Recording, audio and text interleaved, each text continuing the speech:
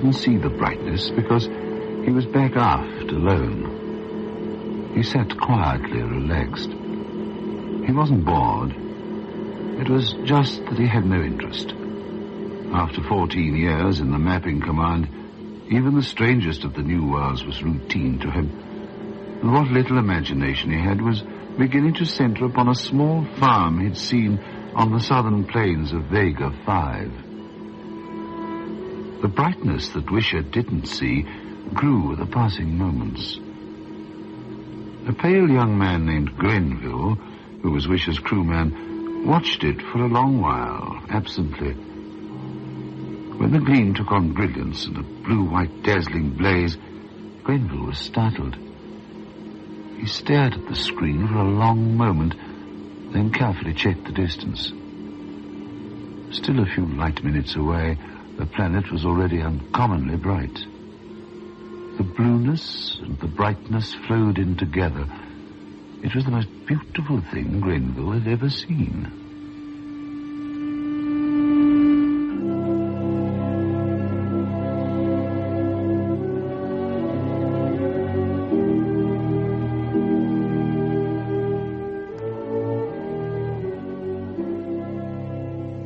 Suspense.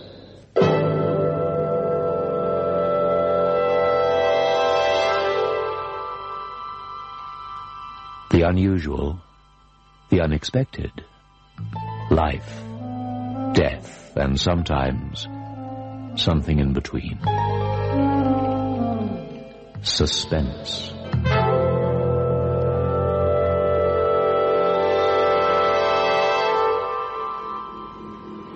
Grenville watched the planet grow. Slowly the moons came out. 4 winked on and ringed the bright world like pearls in a great necklace.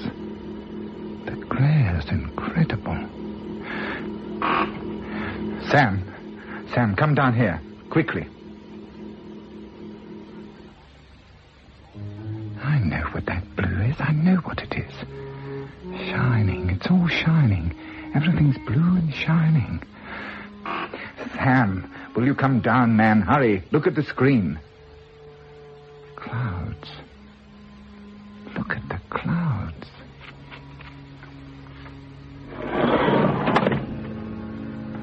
Sam, look. Isn't it beautiful? See. Whew. Well, I'll be. It's blue. The entire world's blue. Ice caps. Clouds are white. But the rest's entirely blue. It's all water. A world of water. How's that for a freak, huh? 1 in a million, right? I bet you never saw anything like that.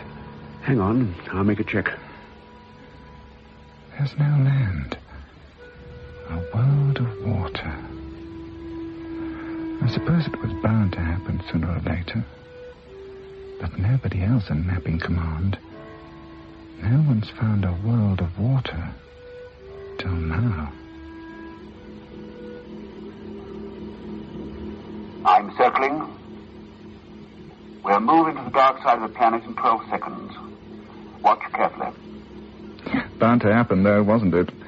Considering Earth, which is a land area covering only 1/4, and when you consider the odds, chances are that there are quite a number of planets with scarcely any land area at all. Let's go down. Down? Down where? Down low. I want to see what's living in that ocean.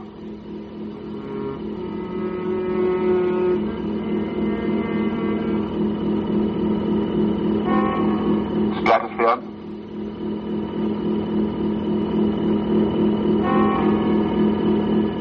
Below cloud region.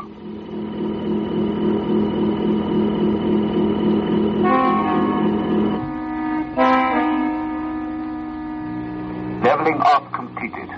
1,000 feet. Screen at full magnification. And you're the man who always follows the regulations without question. I do, normally. Without the regs, Mapping Command's a death trap. Nowhere in space is the need for rules as great as out here on the frontier.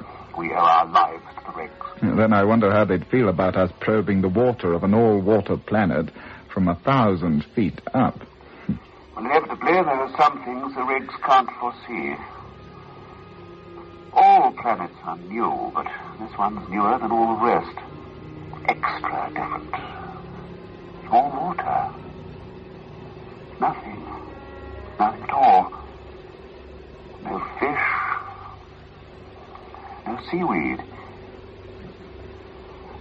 800 feet, that's as near as we're going. Evolution's been confined underwater, then? Completely underwater? If there is evolution. Look! Sam, see! An island! Yes, I see it. They didn't see the second island. Radar picked it up for them. They patrolled the dark side of the planet, but found no more islands. This planet's my assignment. They might even name it after me. There are a load of planets named after men in mapping command. When the tourists come, they'll be coming to Grenville's planet, one of the most spectacular wonders of the universe. We'll land.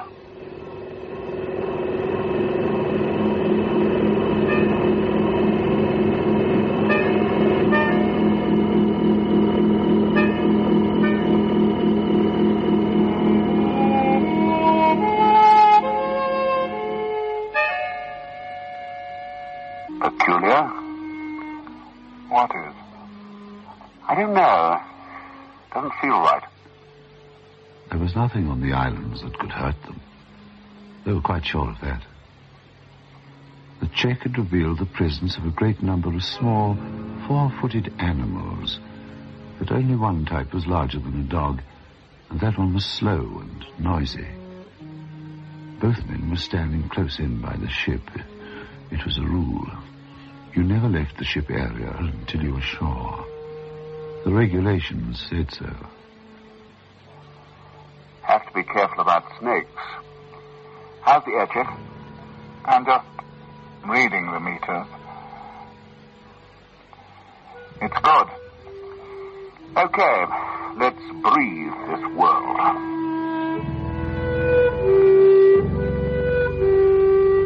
It's good. It is good. Queer sand. Red. Red and warm. You can't call the vegetation jungle. Everything's too stiff. Unreal, sort of. Nothing over 10 feet. Everything's sort of... Regular. Yes. I noticed. And so they explored.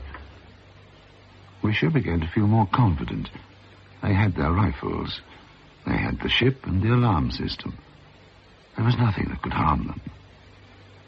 The day passed. Just before twilight, 2 of the moons came out.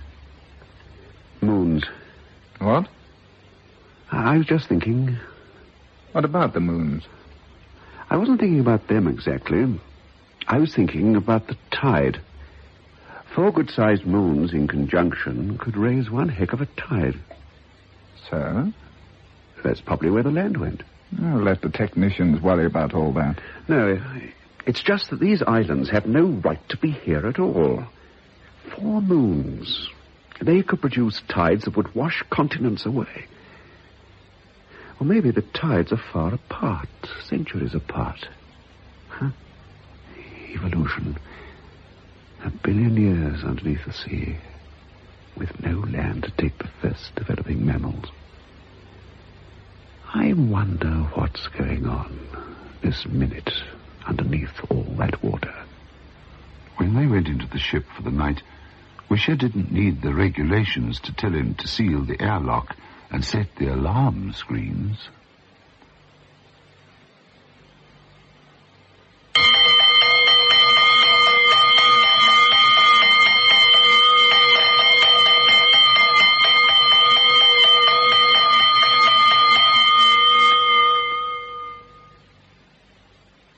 But it was only an animal. One of the large ones.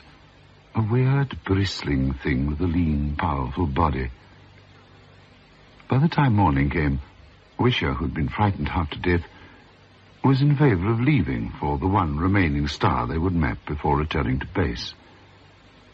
Grenville was secretly keen to return as well, but for different reasons. Grenville had decided that Grenville was now a famous man. That island, over there, that's North Grenville. This one, South Grenville. Don't go near the water. All right, Mummy. I'll work the edge of the vegetation. Funny. No birds. Leave the rifle, take the pistol, easier. Okay. No shellfish. The beach is a bare, dead plot of ground. There's danger here. I know it, but I can't explain it. Sea, noiseless. No tide, no waves, nothing. It's because there's nothing, just stillness everywhere, that I know there's danger. The seas of every world I've ever been to have been choked with life. From Earth on, out to Deneb. Anyway, I'll take a specimen of the water. It took a lot of courage for Wisher to approach those waves. He took a quick water sample and hurried back to the ship. The water was earth water, so far as his instruments could tell. There was nothing wrong with it. There was nothing much living in it either. Then Grenville came back with his specimen sack. No shellfish. Why? Well, maybe they just don't like it here. The computers finished constructing the orbits of those moons. So? So, the moons conjunct every 112 years. They rise at tide of 600 feet. Well, I don't see what... The tide is at least 400 feet higher than either of the islands. Oh. Where in the name of... Grenville, where did the animals come from? They should be drowned. Right. And would be. Unless they're amphibian, they're not. Or unless a new batch evolves every 100 years. It doesn't make sense. The sand, it seems artificial. Why is the island here at all? And then the idea popped unbidden into his brain, and he slowly turned and looked at Grenville, who was staring moodily out to sea. That's it. That has to be the reason. The whole island is artificial. It's restored. Put here by whoever lives under the sea.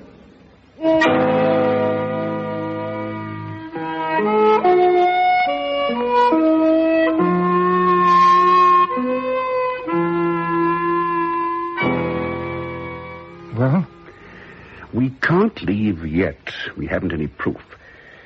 Besides, there hasn't been any manifestation of danger. We've got enough proof for me. It's easy to understand, isn't it? Evolution kept on going, changing, like it's done everywhere else in the universe. Only here, where the mammals began coming up onto the land, they had no room to expand.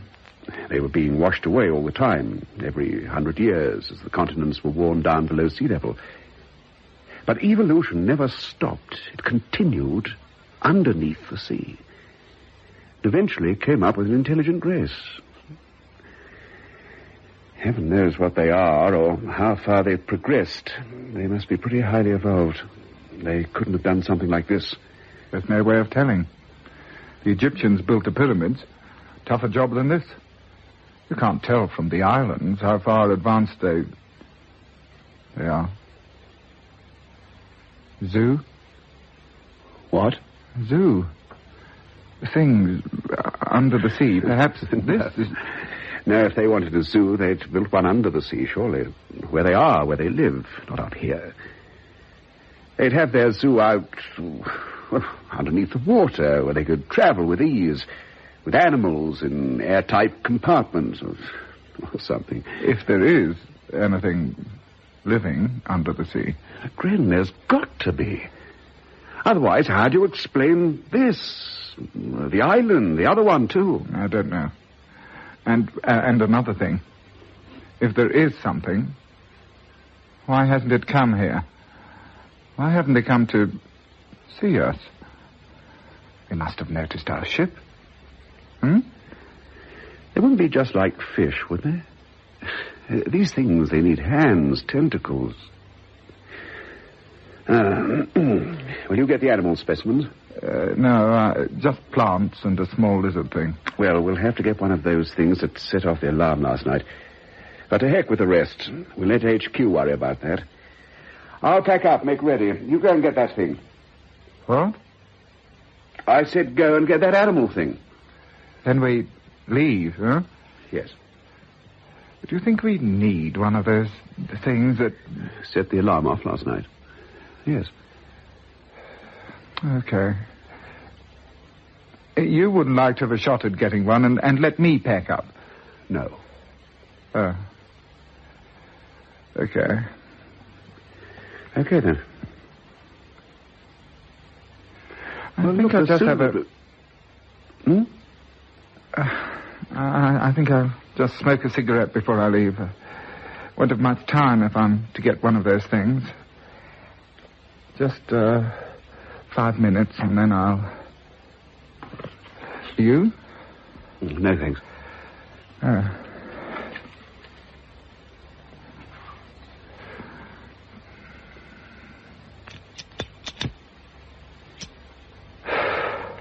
Queer.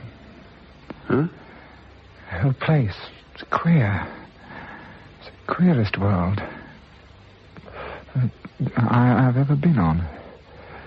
You know, usually there's all sorts of things. You know, different, of course, because every world's different, but somehow identifiable. You know, you can relate the things you find, discover, with other things, on Earth or Deneb or Helestra or... You know. But here... There's hardly any insects. You noticed that. And all that still sea out there. On Earth, any place on the whole planet, there'd be seabirds flying about, calling, little crabs scuttling about the sand, seaweed, everything you can think of. But here, it's like a kid's toy. A model. Grenville, of course, was talking for the sake of talking. He didn't want to go and hunt the animal. He wasn't afraid of the animal, of course. He'd hunt a larger, more dangerous specimens to take back to Earth for the scientists. I mean, intuition. Sometimes, surely, intuition's enough. If a man feels there's danger, feels something somewhere's not good, then it'd be stupid to wait till he gets his head knocked off to prove it. See what I mean? No. I was afraid you wouldn't. Oh, I see what you mean, of course, but what'd you do? A cigarette. I burnt my... Enjoyed that. Okay, go and get one of those things. Okay, then we'll scoot. Yes, okay. Right, see you. And Grenville turned and struck off automatically down the beach. He never came back.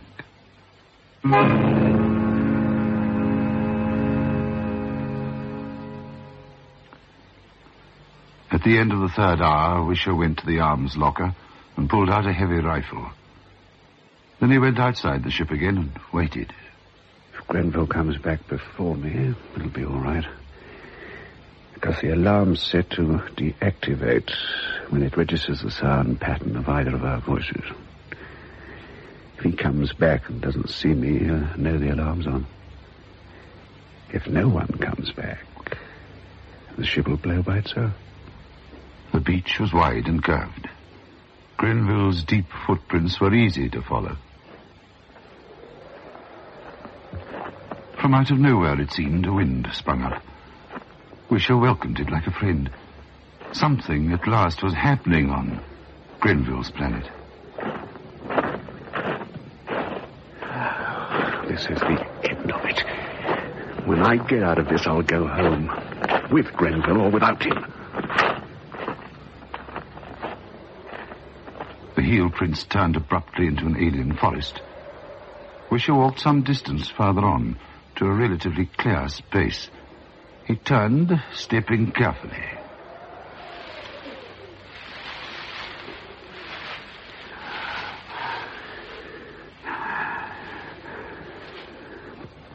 He started to circle the spot where Grenville had gone in.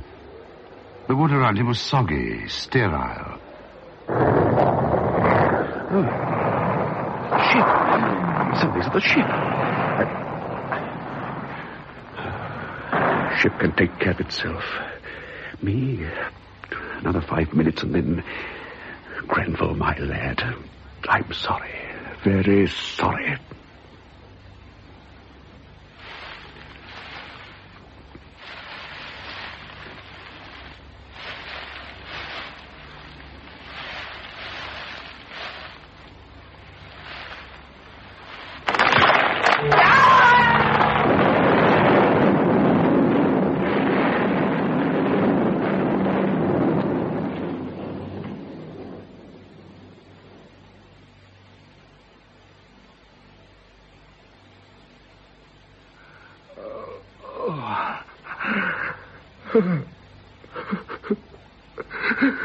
Even as Wisher fell, he knew what it was. Animal trap. He knew with a blast of glacial fear he knew. He reached for his rifle and felt the metal bite into his legs anew. But the rifle was beyond him. Out of his belt he dragged his pistol, and in a sea of pain, held upright by the trap, he waited. Nothing came. Why? Why? This had happened to Grenville, too. Why? Why? Strangely, he was not afraid. He had broken the regulations, and this had happened, and he'd expected it. He waited. But nothing came. Why? Why? He looked down into the hole, and he saw the hot redness of his own blood. And as he watched it bubble, he realized that he was dying. Why doesn't something come? I can at least see what they are. Do I shoot it? If it comes, do I shoot it?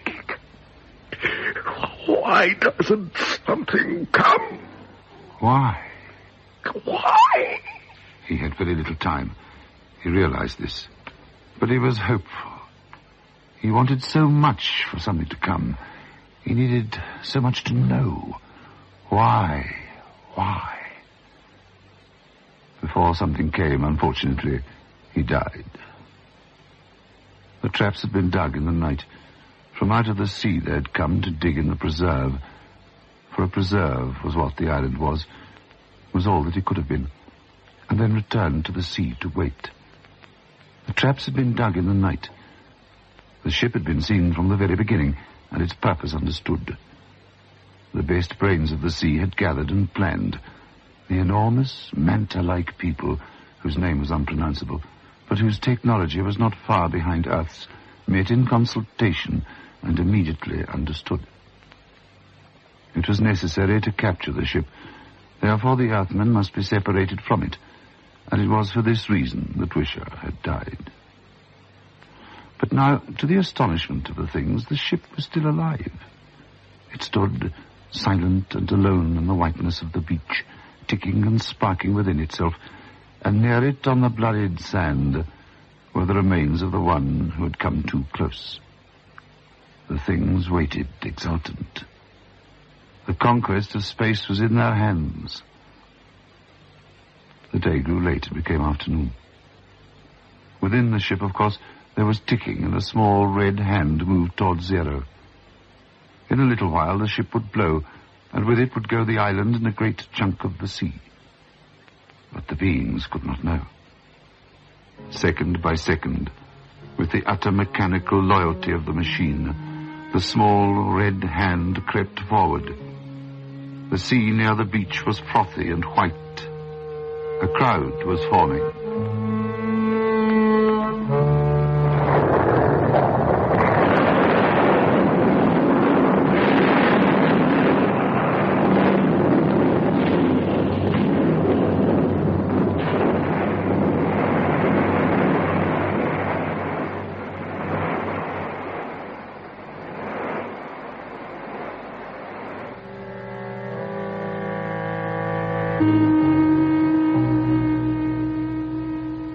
Grenville's Planet was adapted for broadcasting and produced by Michael McCabe.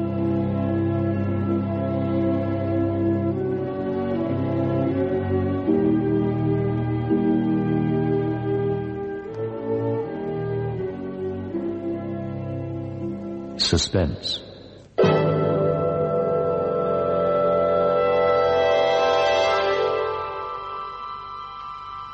The unusual, the unexpected. Life, death, and sometimes something in between. Suspense.